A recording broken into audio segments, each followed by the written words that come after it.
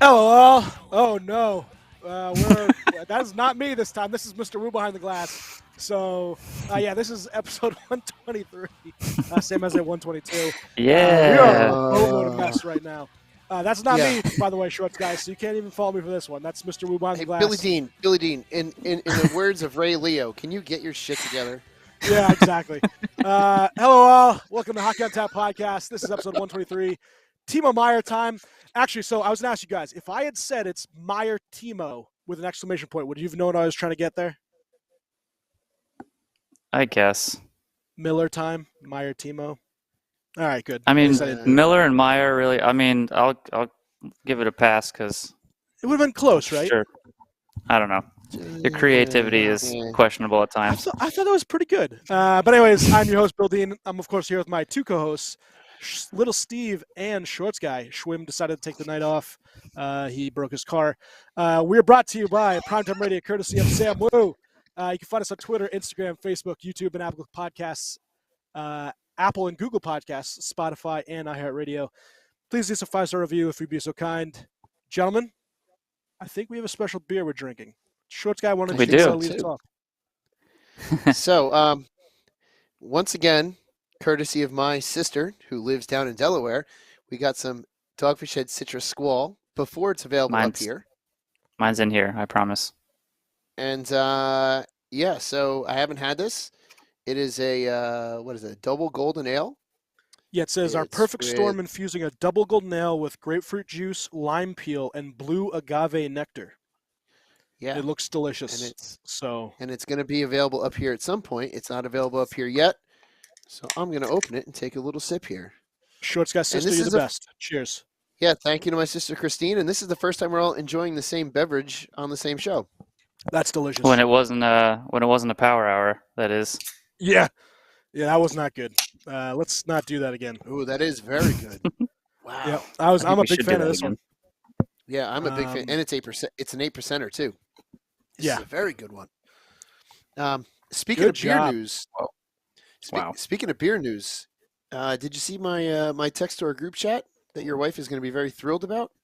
Yeah, I saw they're gonna bring. Oh, I was missing. No. What was... They're going to bring mango back. Kate May is going to do Yeah. the mango crushing it and distro it, so it's no longer me being a beer mule. You'll be I able to love go out it. to the liquor store and get it for your beautiful wife Beth. I will. She will be very happy. She loves that thing. It is fantastical. Altogether good stuff.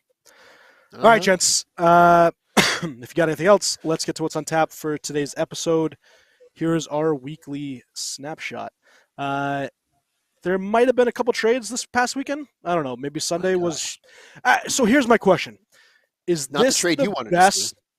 Well, I'm going to have a trade coming up that you're not concerned. You know, we could talk about that one in a little bit. But is this the best pre-deadline run-up that we've had, I think, in our lifetime?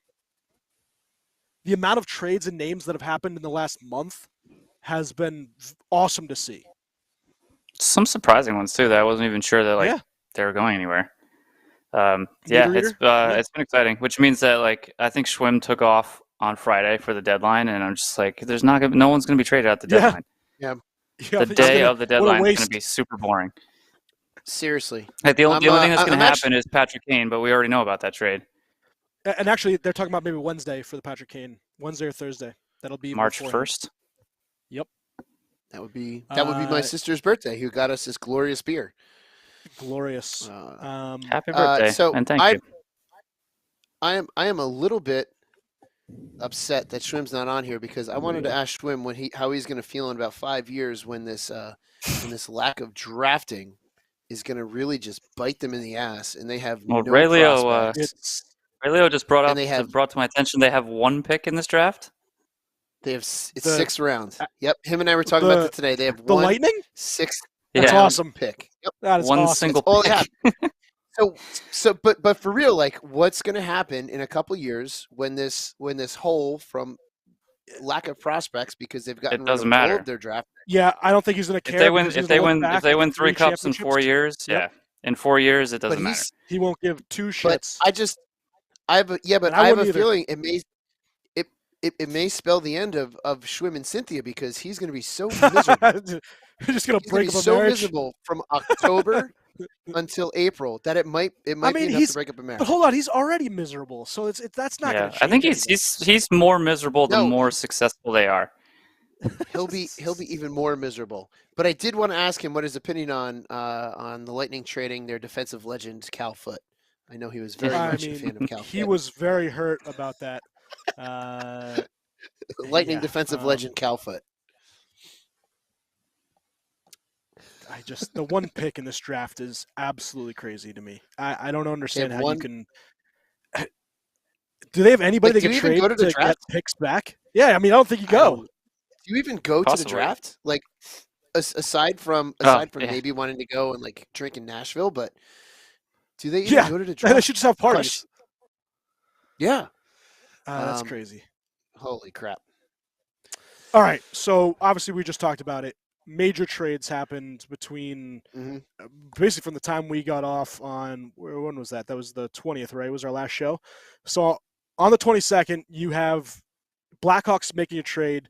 Actually, two different trades. You had the Knights getting shipping off Shea Weber's dead contract, as well as a 5th-round pick to the Coyotes for a prospect, Dyson Meier. And that started to lead to everybody asking, are they gearing up to do something big? Now, the only thing that helps with getting rid of Shea Weber's contract is when they go back into the offseason, if they're hurting for cap, essentially what happens is the trade of Weber allows Vegas to be active in the offseason. They can't go more than 10% over the salary cap in the summer.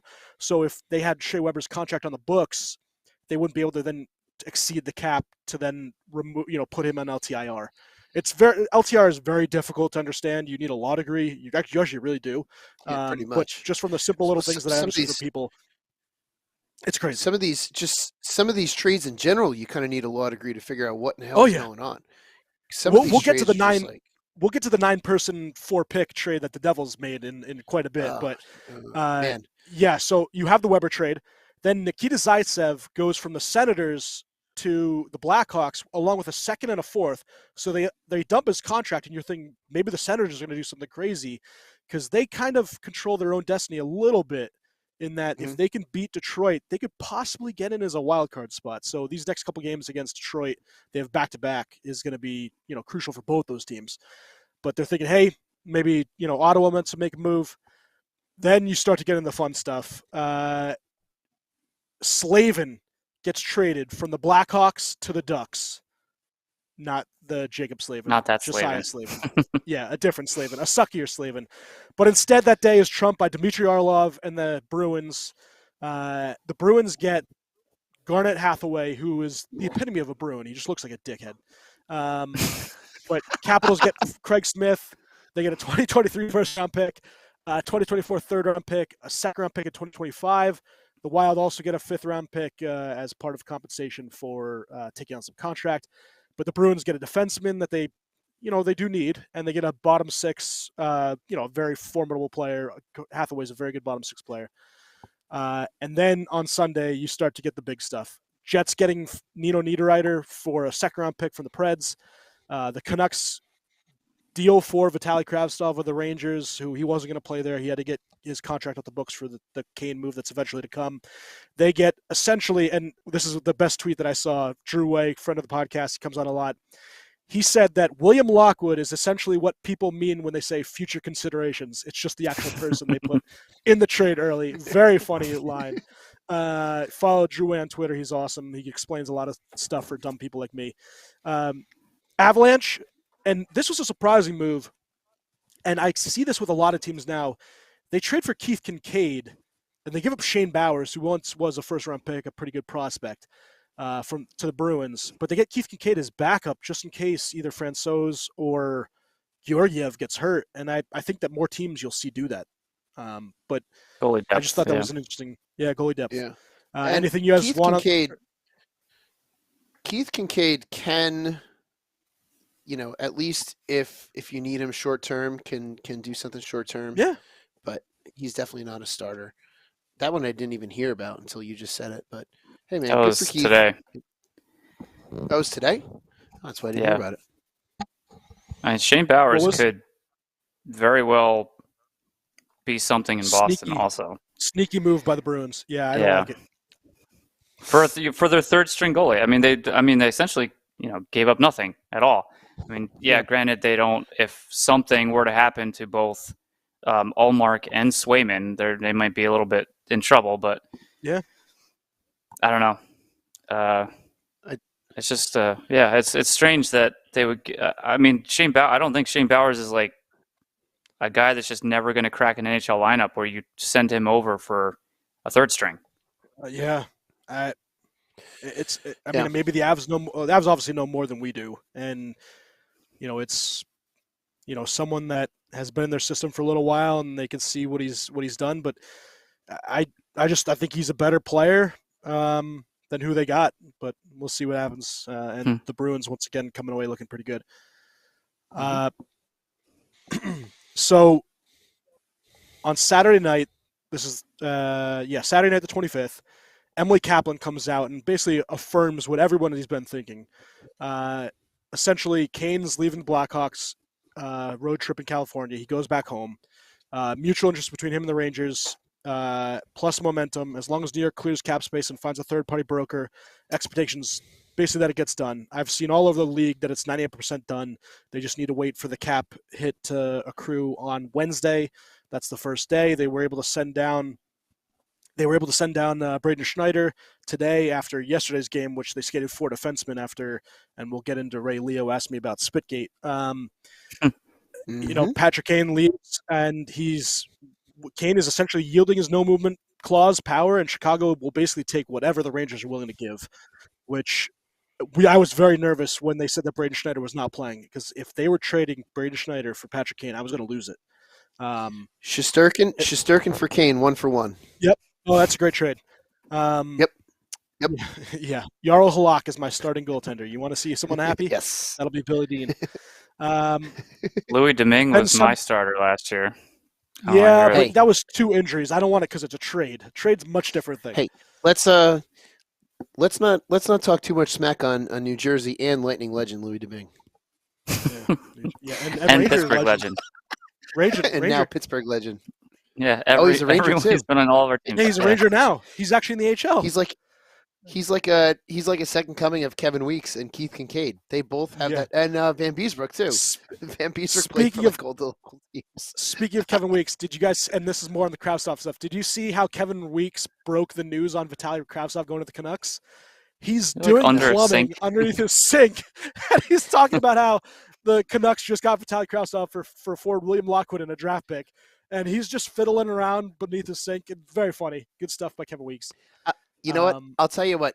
Kevin Weeks is that personality we all need in hockey. Yeah. He's not an over-the-top flamboyant personality like a PK Subban. But he's just a dry, funny wit. And it's great. I love it. Yeah, it's fantastic. I just love it. So we have that happened on Saturday. Sunday, probably one of the better deadlines, pre-deadline days that we've had in quite a while.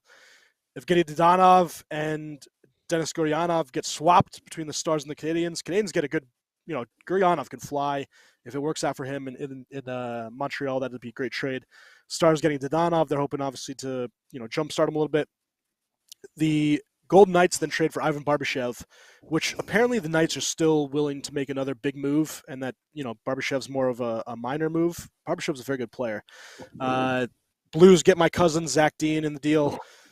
He's a little fiery, 6 foot, Canadian. Then the Avalanche make arguably the biggest deal of the day. Jack Johnson comes back, man in the blue line. Blackhawks getting Andreas Englund.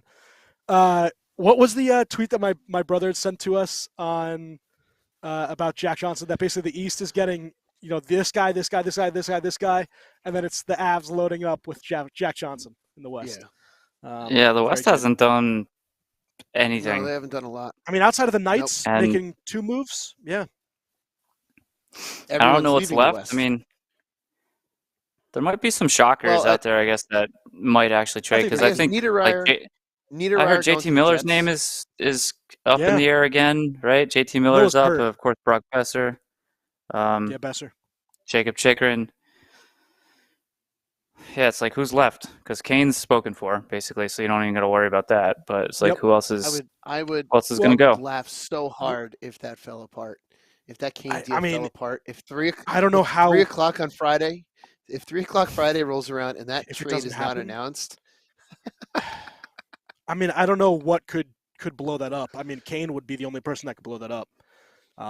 If that trade does not get announced by 3:30 on Friday, I say we do a special live Billy Dean reaction to not getting Patrick. I feel Kane. like, and his situation has been like the biggest like spoiled brat instance of a hockey player, just completely. You know, it's like, and I wouldn't even say anything if it was like, okay, he showed interest in the Rangers, but then the Rangers got Tarasenko, and then why would you come out to the media and express how upset you are that they got a player and not you? Yeah.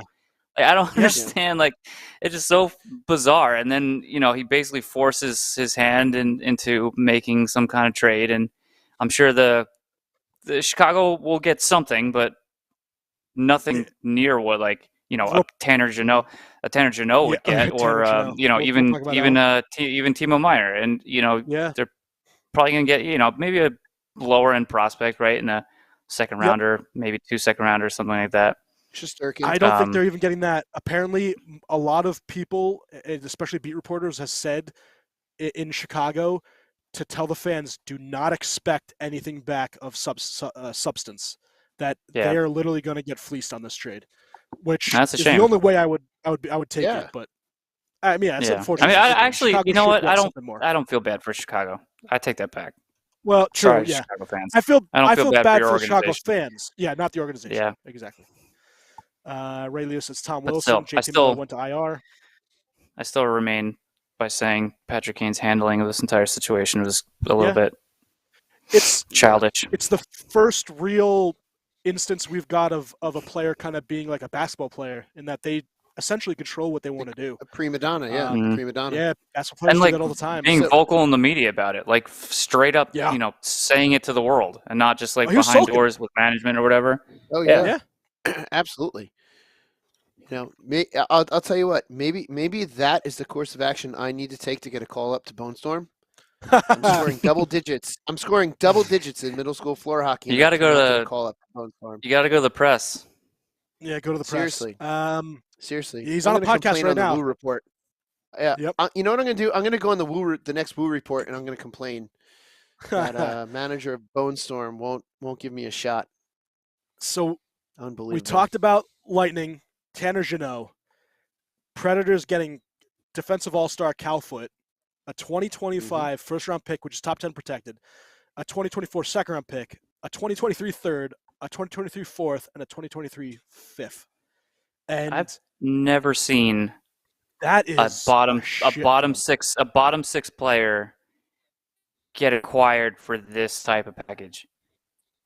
Like I'm blown away by it. I mean, the one silver lining with Tampa fans is that he is an RFA and he can stay. So there's that. He's still, what is he, 25, right? So he's still young. He had 25. one season where he was offensively productive, but he had a ridiculous shooting percentage that is just completely unsustainable. So whether or not he ever reaches that again, I don't buy it. But he is playing with, you know, super talent even on the bottom six in Tampa.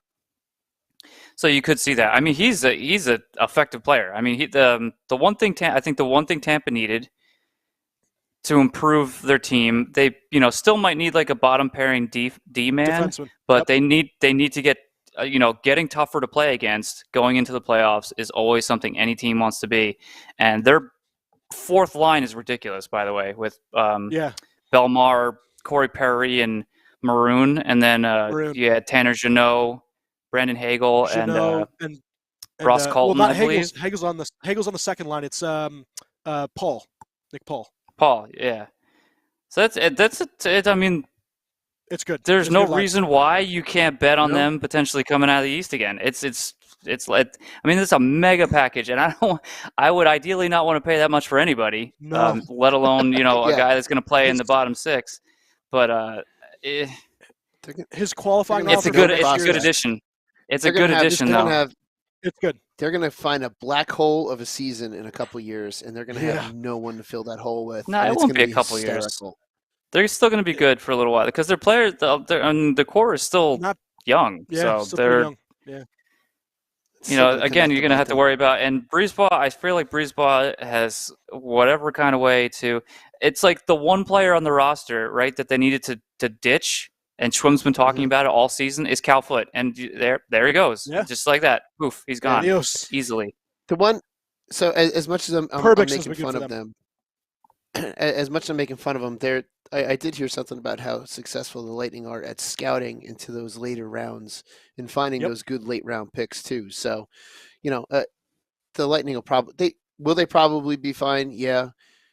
For Schwimm's sake, do I hope that they have a real beat season because they have a hole of no prospects? Yes. Oh yeah, yes, I do. We all want that to. We all want that to happen. Man, does not want it. You see a lot of organizations ride that roller coaster. Pittsburgh's about to do it, right? And they're rapidly approaching. We did it. That it happens. It's just inevitable because you have to, in order to fill. It's nearly impossible to just draft a Stanley Cup winning team. You have to acquire pieces that make you a complete team and to compete with other teams who are doing the same thing. So eventually you're going to have to ditch picks and prospects and, you know, because you only have so much room on the roster and some guys aren't developing as quickly or you just don't have room. You can't pay for them. So this is what happens. I mean, some teams, you know, figure it out or they're just like constantly mediocre and they never really ride that roller coaster. They just kind of stay about here and they just keep staying about here. Yep. Yeah, they'll do it. Pittsburgh's going to do it before them, and I'm going to be. Yeah. I'm going to need some check-in calls every now and then. Well, I mean, I've seen. I will not feel bad for you. I've seen 5 cups in my lifetime. Maybe. Yeah. I'll see another one before I die, but I've seen 2 and 1 win. You son of a b. Nick Perbix has been good for them, so you could see, you know, the kind of players that they bring in and do pretty well. And also, Tanner Jeannot's qualifying offer for next year is $892,000. So if they did want to sign him for a 1-year deal, they could do that cheaply. They'll probably do a multi-year deal, and he'll be there for a little while. So the Jeannot deal happens, and then right after that, we get wind that the Devils have finally acquired Timo Meier. It took forever to get out what was a part of this trade.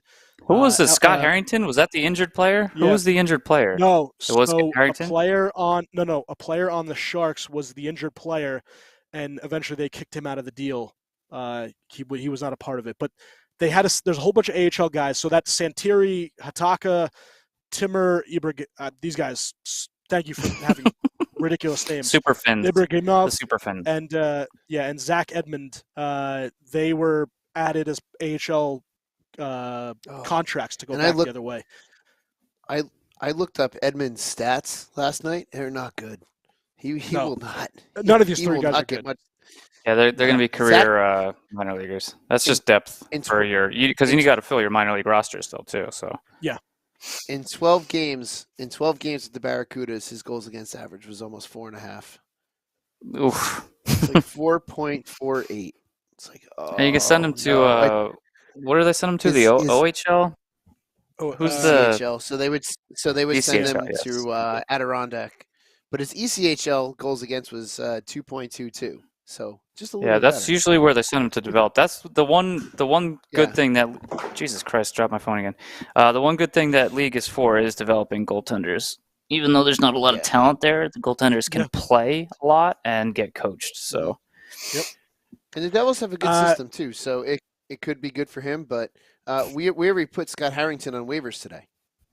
Oh, you did? Mid-afternoon, he was on waivers. To send him down. He'll probably clear. just to send him down. Yeah. All right. So the full trade was Meier, Scott Harrington, the 3 guys I just said. I'm not going to repeat that again.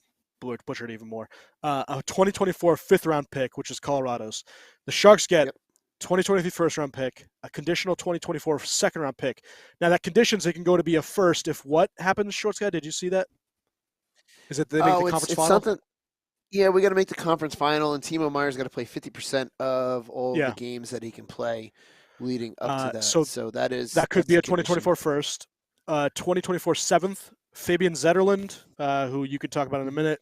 Andreas Janssen, who has had a couple down years, but they're looking for some reclamation projects. Shakir Mukhamadullin. I know Mukhamadullin. I always messed it up. Muhammadulin. And Nikita. What the hell, guys? Yep. Thank you. Oh my goodness gracious. Yeah. So some great stuff. So Shorts guy, Fabian Zetterlund, for those Sharks fans out there, let them know what they're getting. You're getting a good forward. You're getting a good forward that can add to your second. Well, I guess the Sharks need primary scoring before they have secondary scoring, but he's a good forward that can pop in some goals, that can play really well in the bottom six. And he's reliable too. I hated to see him go. He was a good player, but it was going to be him, or it was going to be Sharon Govich. It was going to be some of that ilk that was going to be going. He just happened to be the guy that they agreed upon. A bummer to lose him, but we're getting Timo Meier. I was excited to see what Muhammadulin would eventually do. Yep. And how he would contribute to the defensive, because we've got some really good defensive prospects. And guys that aren't even officially there yet, like Luke Hughes and Nemec. I mean, you have two guys that are coming up. And Nemec, and Nemec. Just fine.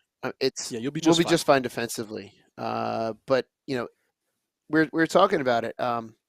So a first round pick this year, conditional first round pick, second year, and Muhammadulin was a first round pick. So this is potentially, we were talking last night, like a 3 first round pick deal.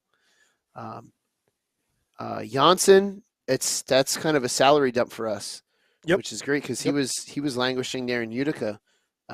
He was brought up for a little bit. I can't remember how long ago. Didn't really do much. Got sent back down. Ahoy took that. I'll tell you who's in mourning about that is Scotty is in mourning over Hoytuk being traded. He really was high on him, and he hated to see him go. But you're going to have to give a little to get a little, and that's someone was going to have to go back to San Jose, and a lot of the rumors, even leading up to this official announcement, the rumor was that Dawson Mercer wasn't, and then Dawson Mercer is. Someone put Dawson Mercer. Elliot is Friedman in was on letters. Yeah, Elliot Friedman was on a radio podcast, and he said he heard it was in. So that scared a lot of people. Yeah, it scared me, because that was the one player I did not want to see. I mean, obviously, from the obvious ones, you don't want to see going. But I wonder if I wonder if some of that had to do with an extension not being reached. I would say exactly. I think that's what it was. So if they gave them the opportunity to extend him, right, and the agreement was that he's staying for X amount of years and going to sign this contract, then maybe you throw in a Dawson Mercer. I don't know how these negotiations work, but the fact that he's there and agreeing to stay, and you're going to have him long term, like, give us something more. But now, I guess he's going to go to the off season for negotiations or whatever. So. Who knows? And again, it's Shorts guy. It's another one of these, like, are you happy with that package if this is a rental? If it's a rental, no. Yeah. If we sign him long term, then it doesn't really matter. But do you guys? Yes, are you guys aware? Are you guys aware of who his agent is? Yeah, isn't it Claude? Yeah, Claude Lemieux, right? Yeah, yeah, it's Claude Lemieux. Yeah. Kind of hoping that there's a little bit there, but apparently Tom Fitzgerald had a lot of conversations with Nico about Timo, and my hope is that right. the combination. Ray goes, I'll become a Ranger fan if it's a rental. Ray, welcome to the dark side. Ray, buddy. you will not do that. Ray, you will not do that. You will not do that. Oh my God, I would laugh so hard. Yeah, no. I'm gonna buy you your first jersey, Ray. My hope, it better not be one of those stinking DHK jerseys. Listen, it is a big offer, though. What's a big offer? What they paid is still everything? That's still a lot. Yeah, and a lot. It's a lot. It's a lot, and this is a lot of players going back and forth. Yeah. They still have a lot of cap space going into next season. They're going to have a lot of cap. Not really. I know, no. Melvin. No, they're Yeah, not so really gonna have a ton of Timo's cap, going to be, he's going to be like at they've least an got 8 some- plus. Yeah, I think they he'd be 10. have some He creative could be. math to do. He could be. I He think could be. He could be. He And I know Especially you guys if he don't want reaches if he reaches 40, plus Yeah. goals this season, I mean, it's great for the Devils, right, this season, but not so much Not on next his season. next Yeah. contract. So And I know Devils so- fans don't want to pay him more than Hughes, but that's just the general progression. You're not going to be able Yeah, to get it every just single guy happens. coming here for under Hughes. It's not going to happen. Yeah, See, it's not the always thing the is we're case gonna where have- the best player in your team is making the most money, and it's not always the case that they want the most money, depending on that person and how they feel about the state of the team. I mean, some guys, yes, they will say that I'm the Crosby, like- superstar. Crosby, like Right, you said Crosby that, yeah. Crosby let Malkin be the highest paid guy in the team. His entire career, Malkin was the Mhm. highest paid guy in the team.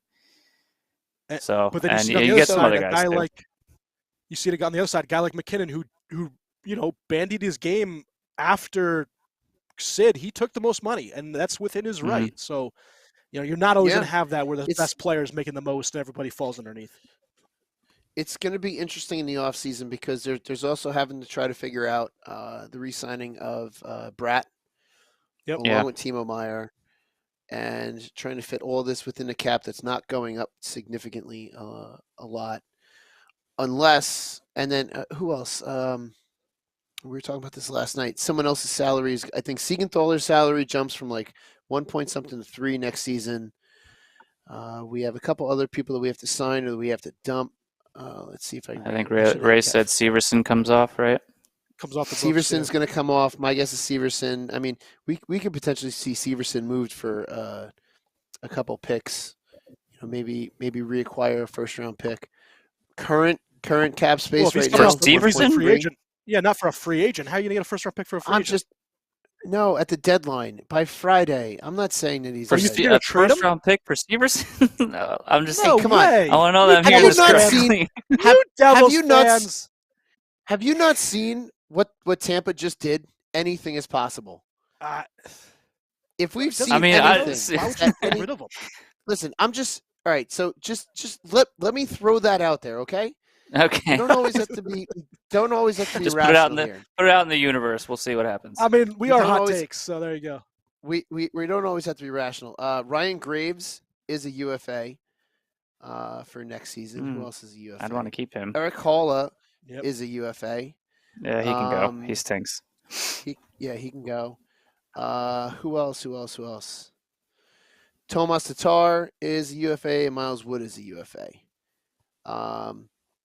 So, see. the thing is, Eric Halla has done very good on the penalty kill and has played with Jack quite a bit, and I would like to see Graves re-signed before Severson if Severson doesn't leave as a UFA. Out of those two, I want to see Or if he doesn't get Graves traded be for the guy first. that we keep, or if he doesn't get traded for in unprotected first from a bottom 16. Unprotected first. Yeah, Chicago's doing Unprotected you the first. Yep. Oh, my Chicago God. is going to give us their first. And then, like I said, Jesper Bratt's an RFA. Who else is an RFA? Sharon Govich is an RFA. Beer Baron's hero, Mikey McLeod, is an RFA. Ooh, Michael McLeod. Boquist is an RFA. Bastion's an RFA. He had a big fight with that kid Sealer from Yes, Philly. he That was a did. good fight. That was a good Yes, fight. he did. And then Sealer- the Devils scored a touchdown. Sealer is an epitome of a Philly Flyer. He's such a And- he's a dick. And then, damn it, there's still another year remaining on the Corey Schneider buyout deal. And then that. what else? Yeah. So I think Hank's So on yeah- the books too. The Devils have to do some creative math coming up this summer and figure out who they're going to keep, who they're going to ditch, see who they, it's going to be interesting. So Timo Meier could potentially have to do, I mean, my guess is he won't, but I'm going to throw this out there too. Siegenthaler took a deal which netted him 1.1 this season, and then he goes up to 3.4 for the rest of his contract. Potentially see something like that, assuming that they're hoping that the cap is going to go up. So who knows? Listen, They already it's- said the it's cap's gonna be not, some- right next season. Not for next season, but maybe for the season No, not after. next We season. don't know. Yeah. So Mhm. listen to this one. I just looked at the Rangers' dead cap history because I was like, oh, I think Hank is off the books. These are the 4 Yeah. players that the Rangers lose at the end of 2023 in terms of contracts. Kevin Shattenkirk, 1.5. We're still paying him. Dan Girardi, 1.1. We're still paying him. Anthony DeAngelo, we're still paying $885,000. And Brad Richards, we're still paying that son of a bitch. Yeah, my God. Brad. Oh my God, that's awesome. Oh my Rangers, great God. cap management. That is so good. And All right, so the Devils still have 2 more payments to the Kovalchuk penalty coming up after So the then- season. today we also get a pretty big trade, which I didn't see the Leafs making anything else. Maybe a minor move, but the Leafs go out and get Where the hell is Jake he gonna fit McCabe and this? Sam Lafferty for as well as a 5th-round pick, a conditional 5th, and a 2025 5th-round pick, also conditional. They give up a 1st-round pick in 2025, which is top 10 protected, a 2026 2nd-round pick, Joey Anderson, who's been on the roster, and Pavel Gogolov. They get a defenseman who's played very well. He's 31. He's a vet, but he's played very well. Jay McCabe. Sam Lafferty is a good bottom 6 guy. I didn't think they had any spots left on their roster. Is he I don't know. though? I didn't think Since so either. Lafferty's he's going to be good on their 4th line, bottom 6. I dealt with Lafferty for like 3 years. Yeah, The guy didn't score in like like him? 2.5 years. well, he doesn't have to be a scorer. He has They have 21 points, 10 0 goals. cap space left. Yeah, he's doing better with Chicago, but Well, so they don't have 0 cap space because they put Jake Muzzin, and this is the other thing. You saw Jake Muzzin went on LTIR. He's done for the season, so that was a big cap savings for them. That's where they were kind of able to make that move. Yes, for the season. Yeah, Till yeah. the playoffs start, and then all of a sudden he's going to be miraculously healed. Yeah. No, I'm I'm looking good. at that.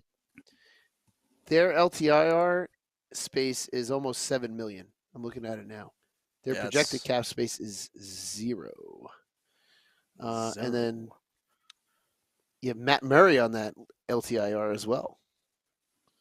Jeez, Not bad. they still have 0. I think that their question is still goaltending. Like, are you going to ride Samsonov? Oh, yeah. It's like, against Tampa, Murray? they're almost certainly playing Tampa. So yeah. I don't think Lafferty or Jake McCabe make them a better team. I thought it was a weird trade, to be completely honest. I was like, I don't know why. It's McCabe depth, helps. I Is it a guess, character but trade? Yeah. It's depth, and depth trades are fine, but like that's still, I mean, They I have don't know. 8 I would defensemen give on up the that books, for. 13 forwards. It's weird. Yeah. In my eyes, it's weird. Um, I'm with Billy Dean. I didn't think that they had any more room to make any more moves. It's like, what Yeah. the hell? They better bring up All right, David Ayers so- to back up. some names that are still on the block and guys that we'll be looking towards Friday, which we'll probably do a podcast maybe Friday or Saturday to kind of go over it. But JT Miller, talk about it. He is an IR, but he can still be traded. You have Bertuzzi, which I didn't think you Detroit is. could trade on IR. I Or is it think LTIR you can't trade? Oh, I think it's LTIR. You can't. Yeah, trade. you can Okay, trade so on I think LTIR. they- They just traded Shea Weber. Oh, they can. They just He's traded on Shea Weber. LTIR. So yeah, you can. Yeah. Oh, damn. I didn't think you could. Tyler Bertuzzi was on the block. Detroit has kind of said they're going to stay pat, but he is a free agent, so we'll see. How Eisman does with that. Matthias Ekholm is now going to come in as a guy on defense that could be dealt. There's a ton of defensemen. You have Ekholm, you have Chikrin, you have Carlson, you have Gavrikov, you have Gosper, Dumba, Klingberg's still out there. McCabe was just traded. We talked about him. Forwards, you still have Besser, JVR. You also have Luke Shed on defense. Sorry, Monahan, his name out there. Max Domi, who has Domi has the most points on Chicago, which none of us would have ever said in the beginning of the year. No. Puyarvi's out there, especially if Edmonton wants to make a move.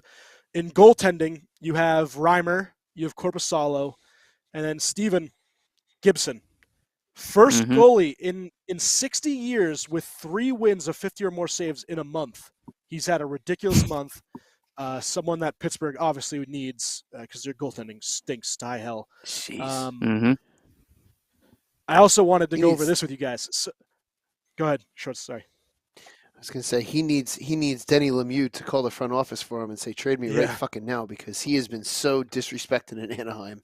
That's just been again, I go whatever that thing that I sent you guys a while back. If a goalie makes 40 or more saves and loses, he gets to punch someone in the face of his choosing on his team. I say nut shot. That's what he gets is a nut shot because you don't want to mess up a nut shot. Yeah, Ray did said Carlson seems more like a summertime move. That's apparently what kind of driven Edmonton away is just the cap and trying to worry about that during the off season or during the regular season. Even if they retain half the salary, it's a massive cap hit. Yeah, it's enormous. It's not immovable, but it's pretty damn close. There was a Craig Morgan tweet on the Coyotes. He's a Coyotes beat guy. This is the list of this is the line he created of players that have had their contracts traded to Coyotes but never played. At center, Pavel Datsyuk. At left wing, Marian Hossa. At right wing, Brian Little. On defense, Shea Weber and Chris Pronger. How awesome is that line? That's a hell of a line. Yeah, and really. He just said we need a goalie. He goes, the only thing we need is a goalie, and a bunch of people tweeted Carey Price or Bobrovsky next. Yeah. Bobrovsky's sort of healthy. Carey Price would make sense because who the hell knows if he's playing again? Yeah, Ben Bishop's a good one. He's with the Sabres. His 5.5 million Bishop cap too. for the Yeah. next 3 years. Yeah, that'd be a good one. Oh wait, Yep. or. No, you're not your guy for a first round pick. No, Schneider for first round pick. Forget it. By the way, kind of going around cap friendly. This is pretty wild. The top of the list for cap space used, and obviously not getting a good return on investment, are the Montreal Canadiens. Yep. Their projected LTIR space, their projected LTIR hit, almost $13 million. Yeah. With so what was Vegas higher before they dealt Shea Weber? Shea? Probably. Leonard, right? Leonard's there. Shea Weber was there. Leonard. They are so they have just Mark Stone, Leonard. They and must Nolan have been Patrick. over because they're now. So Montreal's 12.9. The LTIR projected for the Golden Knights is 12.6 for next year. For right now. Oh, I'm seeing 15.7 for Vegas. I'm seeing it's 9.5 for Mark. Seeing. Oh, maybe that's the accrued. Maybe that's accrued. Okay, that makes sense. Could be because Mark Stone's at 9.5 million. Is there a limit? Is there an LTIR limit? I don't know. Ask Tampa. Yeah. Ask Tampa. Yeah, ask Tampa. Call up Julian Brisebois. Seriously. Very, very good one. Barry Trotz coming in for David Poile, who leaves June 30th. Poile, obviously, a fantastic career, and I could see him doing something else in hockey. But Trotz comes in. He says he wants to do a restart, I forget. He said restart, I think, for the franchise. So we'll see Barry back in Nashville. We talked about Jake Muzzin on LTIR. Ryan Johansson also on LTIR for the Nashville Predators. Here's my trivia question to you guys. Can you name the 4 teams without a 20-goal scorer this season? 4 teams. Chicago. Without. Chicago's 1. Okay. Columbus? Columbus is 2. Anaheim? No. Who's got 20 on there? Their goal differential is amazing, by the way. I'm pretty sure. I know what's his name is 19. But I'm pretty sure there's a player that's 20. There's only 4 teams. Arizona. I looked up. No. Arizona. I think Vancouver? Keller has 20. Oh. Nope, not Vancouver. We just talked about them. The Predators do not have a 20-goal scorer. Okay. Oh, wow. Yeah, Nashville. Name the 4th team. You will not get it. They're one of the highest scoring teams in the league. Florida. No. Florida. No. Damn. The highest in the league, huh? Yeah. We just talked about them too. It's not my Devils. It's not your Devils. Give up. Sure. The Las Vegas Golden Knights do not have a 20-goal scorer. Yeah, I wouldn't have guessed that. Maybe if I thought harder. Nope. Pretty good. I'm tired of pretty good list right there. All right. This was the other one. So there are 5 players since 2018 with 200 assists and 200 goals, at least 200 and 200. So obviously McDavid's one. What would you guys say is the top 4? What's the top 4? Draisaitl? McDavid, Draisaitl. The other one's pretty easy too. Kucherov? No. No, he did miss the whole season, so I guess that's not it. What's the question again? 200 goals, 200 assists since 2018. Jesus. 200 goals, 200 assists. Since 2018. I'll just Toronto. Yeah, Austin Matthews. Oh, Austin Matthews 3. Pasternak? Pasternak 4. Name the 5th. Okay. The 5th. 200. Obscurity. 200 Team in obscurity. That's not my New Jersey Devils. No, well, not anymore. Up to this year, they were. Not anymore. Well, when I say obscurity, they're a team you would not think of, a team that's usually out of everybody's sight and mind. The New York Rangers. Yeah. Kyle Connor? Kyle Connor, you son of a bee. Good guess. Wow, look at that. Kyle Connor look at that. Is one of 5 guys. I mean, Kyle Connor has been ridiculous. He, in the game American Winnipeg, boy. He's lovely. I love that man. So good for him. All right, so obviously some big news. We're getting into it. So quickly, Spitgate. So in the game against the Kings, the unfortunate event where you watch Keandre Miller basically spit at Doughty. That's gross as hell. And it's gross. It's disgusting. And no excuse for it. Everyone was wondering if he said something to him, and not that would make it any better. It would just make it even worse. But no. It was so weird. It was so weird because he came out and said it was unintentional, which part of me is just like, I'm kind of buying it because but the thing is, like, it looked he never does anything bad. Natural.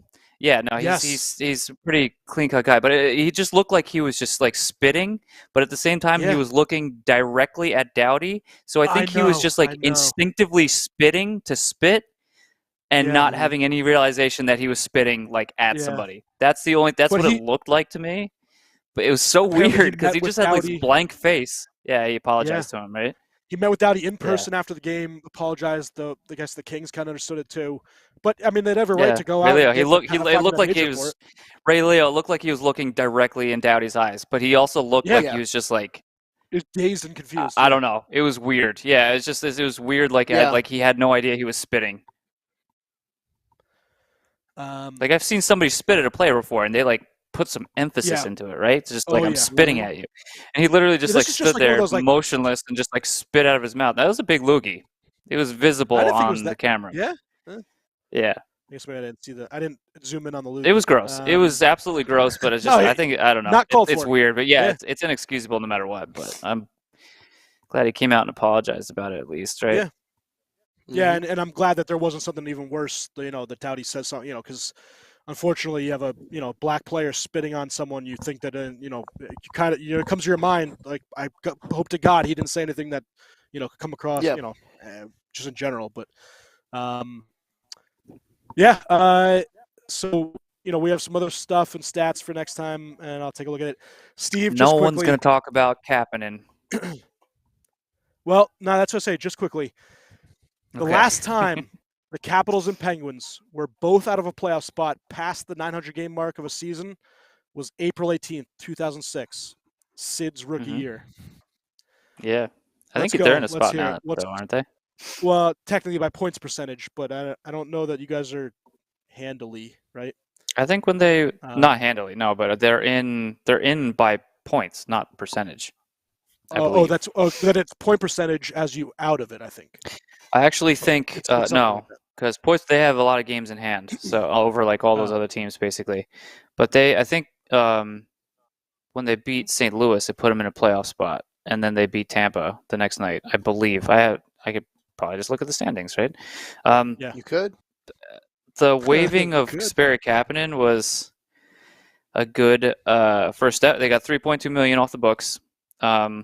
which of course is great, but that third line, statistically, that third line was the worst line in hockey. And I'm not even exaggerating. It's like, look at every statistical category. They are the worst line. The Kapanen, McGinn, Carter line was the worst line in hockey. I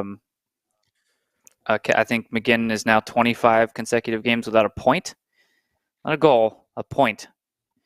But I think, I don't know. It's Kapanen. He could do well in St. Louis, so it could be a steal where they got him for nothing, basically, right? But that contract kind of sucks, $3.2 million for a guy like that. But I think he'll have a better opportunity there. But I have no idea of any sort of whispers or rumblings, just stupid little rumors here and there. I have no clue what they're trying to acquire, but they 100% need a third line center without a doubt. So I don't know if they're going to go after somebody like Max Domi, even though he's completely incapable of playing defense.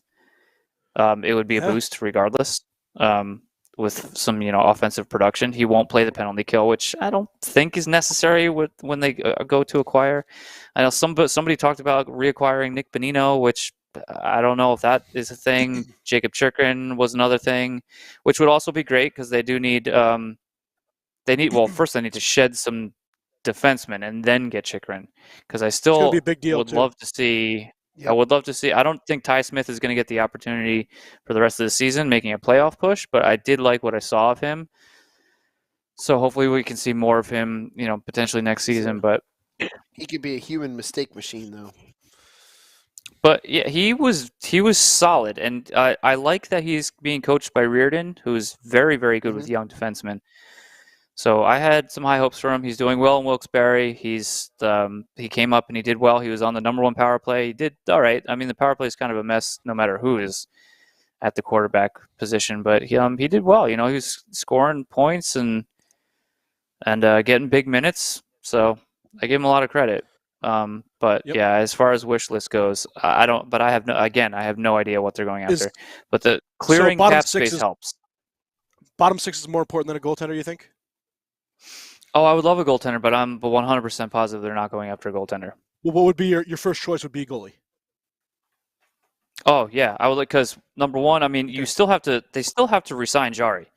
Jari is a UFA at the end of the season, and he's been chronically injured, and apparently it's his hips, and I just see he's going to have a career of chronic injuries. So what kind of? I mean, he could have gotten a big contract, and I actually give Hextall some credit.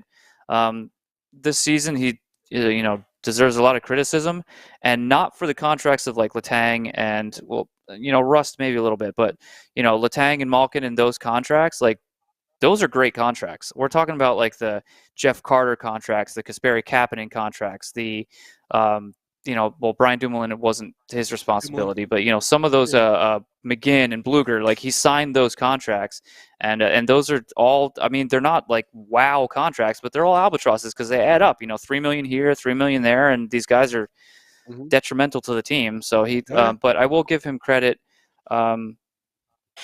where he didn't sign Jari when everybody was like, okay, last offseason, number one, you should re-sign this goaltender because he's going to be. You need your goaltender, and I'm kind of glad he didn't, because the season comes in and he's hurt for a quarter of it. So, and I still have no idea how he's going to perform in the playoffs. The last time he played in the playoffs, we saw that atrocity against the Islanders. So he bounced back and had a great season last season. He's playing well this season when he's around.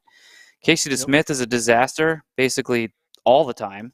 And, Tokarski is an AHL goalie. He's, just like Louis Domingue. They're third-string goalies for a reason, They're career AHLers, basically.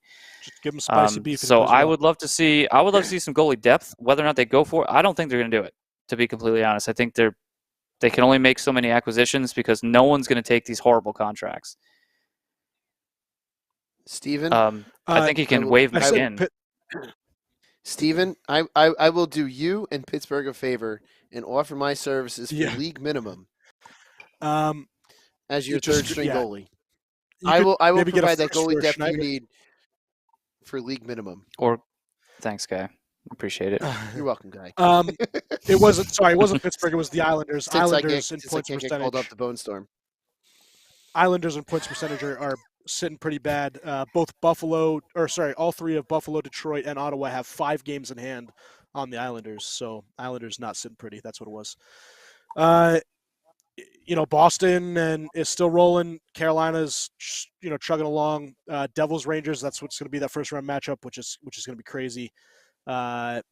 We're gonna have to get together to do some podcasts together for that one, Dean. That's what we should do. We should live podcast us watching the games together. Or I could just film you guys. Yeah, straight film you like I did with Schwim during that one cup run. You want to see something? You want to hear something crazy? Las Vegas, 76 points. They lead the Western Conference. There are 7 teams above them in the East. Yeah, the East is a powerhouse. I cannot see the East doing. I mean, you saw Colorado was rolling last year, and they just aren't the team they were last year by a mile, or even more. But it's the East is. I mean, between Boston, I mean, Toronto's a great team, right? But they're inevitably going to lose in the playoffs. But you can't dismiss that they're a great team in the regular season, at least. And then Tampa, of course, is still. And then you have Carolina, who's even when they lose, they lost to Anaheim. They had 54 shots on goal, and to Anaheim's whatever. I mean, that's kind of alarming, sort of, because they get a lot of shots and not a ton of goals, but they're still dominant, right? So Carolina and Boston, then Toronto and Tampa, and then the Devils and the Rangers, who are both exceeding our expectations. Maybe not the Rangers probably expected to be around here. I thought they were going to slump a little bit, which they did a little, but now they're picking it up. Yeah. And even we were talking about, I think at the event on Saturday, it's like you acquire Kane. I think acquiring Kane is it's a complex situation because he's such I was going to talk about this when it happens. Good player.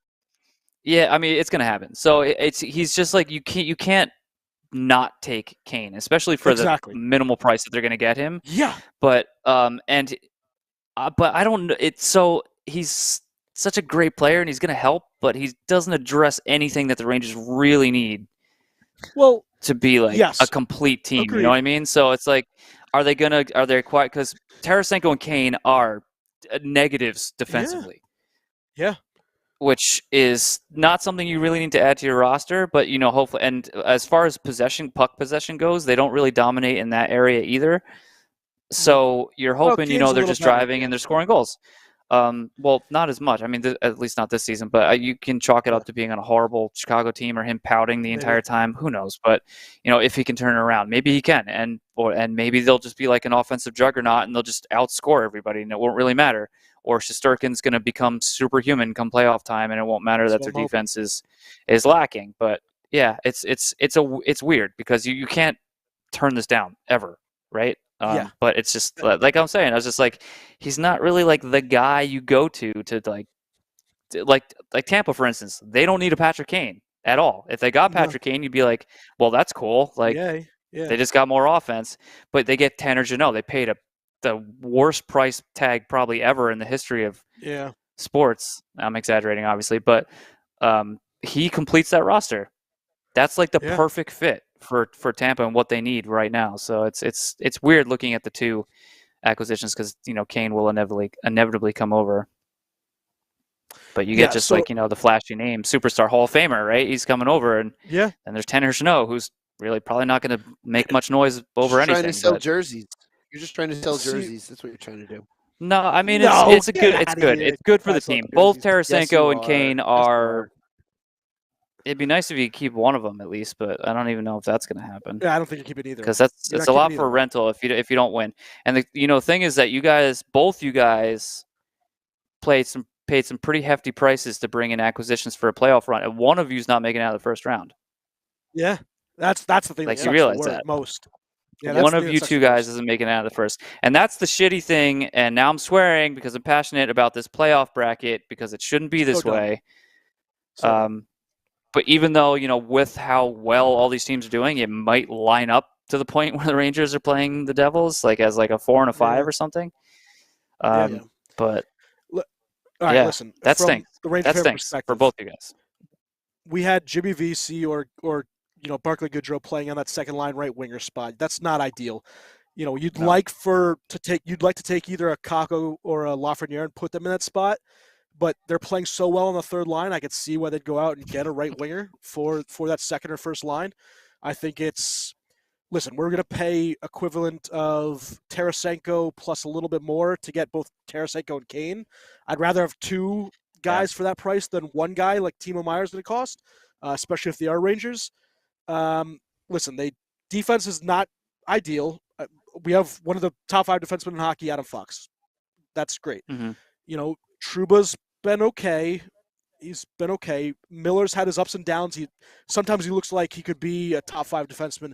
Other times he looks like he just learned the game. So I can see how that that looks bad. Obviously, you look at pieces like Schneider. There's guys that are playing okay, but Mikola's played really well for them coming over. They need to shore it up, and they need their goaltender to step it up a little bit. He's had 4 straight games of 4+ goals. He needs to be better. He really does. He needs to start to bail them out a little more than they are. And that's if that starts to happen going towards into the playoffs, I'll be very confident going against the Devils because we have a goaltender that I think can outright beat their goaltender, and then I think we have the offensive acumen to at least score. Yeah. So that's where I'm at. If I start seeing it's a tricky matchup. It's a tricky matchup between the two of you guys. Even with the acquisitions of Kane, even with Meier. If neither of you guys, I mean, both of you are improved already, right? With these 2 acquisitions, it's going to be a wild series. At least it should be, and I hope it's not one of those like it's going to be crazy and it ends in like 5 games or something. I think this is a 7er. So yeah, I think it's a 7er. So it should be. So if the playoffs were to start today and we were back to the way it should be, the top 8, 1-8 would be Boston, Pittsburgh. Yep. 2-7. 2-7 would be Carolina Islanders. Yep. 4 and 5 would be Toronto and Tampa. And I skipped this because it's just going to happen anyway. 3-6. It would be Pittsburgh, Boston, Islanders, Hurricanes. It'd be Rangers and Rangers and Devils. Sorry, and Tampa. I was just going to get. I was saving. So the matchups are the same regardless. Yeah, so far. Yeah. 3-6. 3-6 would be Devils Rangers. I was saving that until the end, Billy Dean. And it probably, the thing is, like, somebody could skip one. Somebody could skip one, and it could, somebody could take over Toronto or whatever somewhere in there. But it's so it would end up because the 7 and 8, the wild cards, there could be some teams that sneak in.